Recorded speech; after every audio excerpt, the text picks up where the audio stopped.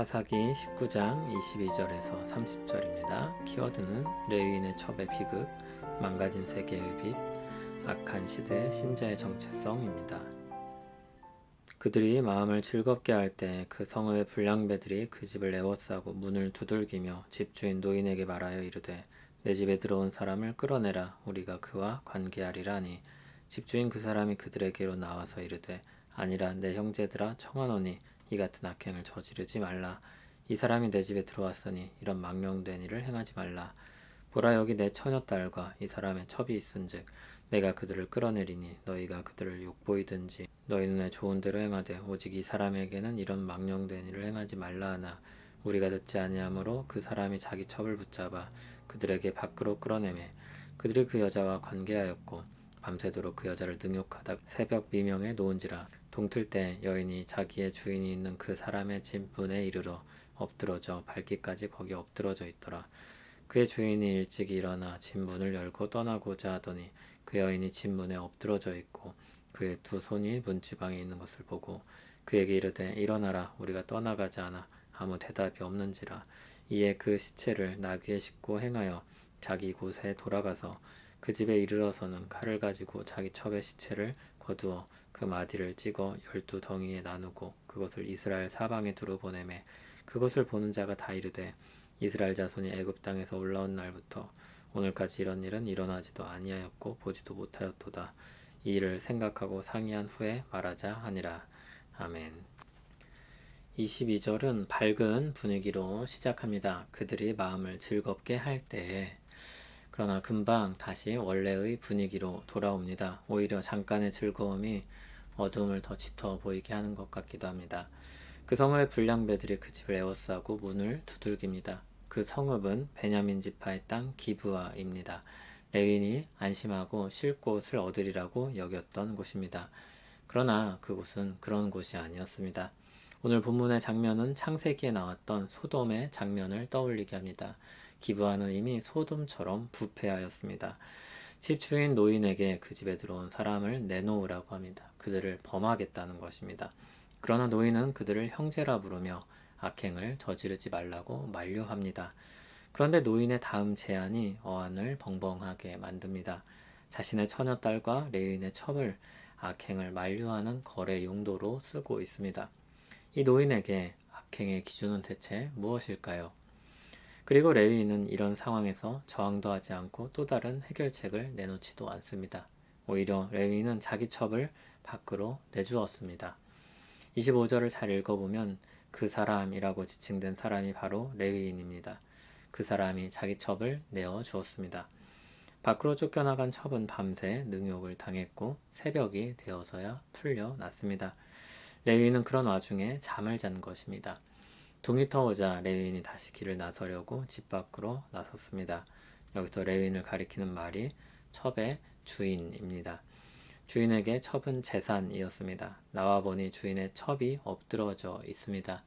27절을 보면 손이 문지방에 있었습니다. 어떻게든 돌아오려고 한 것입니다. 무심하게도 첩의 주인인 레위인은 엎드러진 첩에게 일어나라고 말합니다. 그러나 그는 밤새 시달렸고 이미 죽어 있었습니다.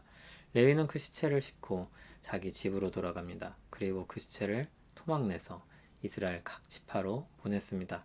그 첩을 위해 슬퍼하는 것이 아니라 자기 잃은 재산으로 인해 분노하는 것이며 복수를 꾀하는 것입니다. 어쩌다가 레위인이 이렇게 변해버렸을까요? 부패한 정도가 아니라 가난한 사람들보다도 더 잔혹해진 것 같습니다. 왕이 없다는 것이 그렇게 큰 문제였는지, 다시 말해서 하나님을 떠난 것이 그렇게 끔찍하게 뒤틀릴 수 있게 되는지를 보게 됩니다.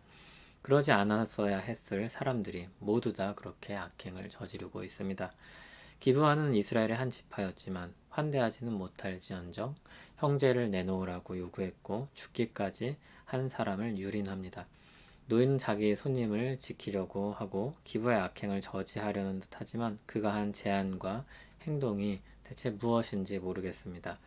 레위는 이스라엘의 종교와 윤리의 모범이어야 되었는데 이미 망가질 대로 망가져 있었고 자기를 위해 첩을 내놓기를 아무렇지 않게 여겼습니다.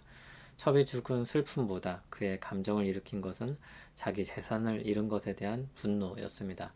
또는 자신이 당한 위협이었습니다. 우리는 보통 이런 끔찍한 범죄와 마주하지는 않을 것입니다. 그러나 윤리에 대한 뒤틀린 생각들과 자신을 위해서는 무엇이든지 할 수 있다는 그런 사회 속에 살고 있습니다.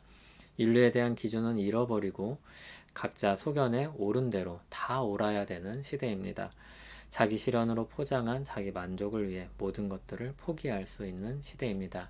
그런 시대 속에서 자기 부인, 자기 희생은 구태의연한 옛 시대의 악습처럼 느껴지기도 합니다. 왜 남을 위해서 사는가? 나 자신이 중요하다. 그리고 그런 집단으로 모여서 우리가 중요하다. 그렇게 외치고 있습니다. 때로는 그 집단이 교회의 이름으로 등장하기도 합니다. 그러나 사실 교회는 부활의 소망을 가진 사람입니다. 이 땅에 모든 것을 걸고 사는 사람들이 아닌 것입니다. 이 세상에서 누리는 것을 최우선으로 삼지 않습니다. 일용할 양식을 구하며 사는 사람들이지만 세상의 꼭대기에 서기를 구하진 않습니다. 부활의 날 주실 은혜와 영광을 바라보며 주어진 오늘을 소금과 빛으로 사는 사람들입니다. 우리 주님께서 이 땅을 비추셔서 구원의 빛을 밝히신 것을 드러내야 하는 사람들입니다. 복수가 내 손에서 내 눈앞에서 지금 이루어지지 않아도 인내하는 사람들입니다. 복수라고 하니까 너무 극단적으로 느껴질 수도 있습니다. 내게 잘못한 사람을 용서할 마음을 가진 사람들입니다. 우리가 용서받았고 용서하신 주님이 용서하기를 원하십니다.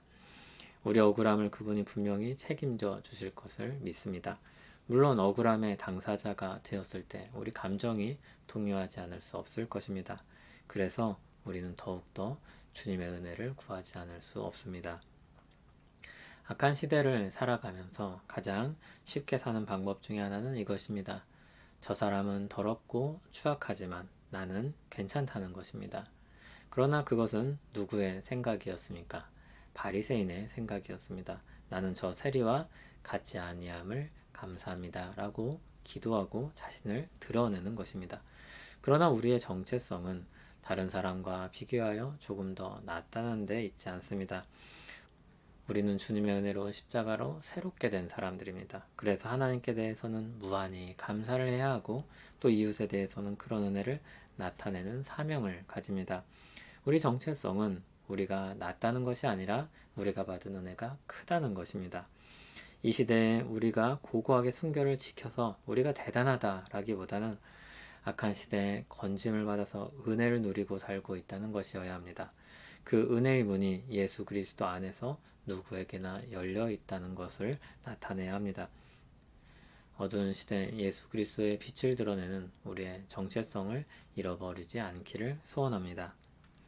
하나님, 우리는 루터가 잘 말했던 것처럼 의인된 죄인입니다. 은혜를 받은 사람입니다. 은혜를 받은 자로 살기를 원합니다. 하나님께 감사하며 그 은혜를 나타내며 살기 원합니다.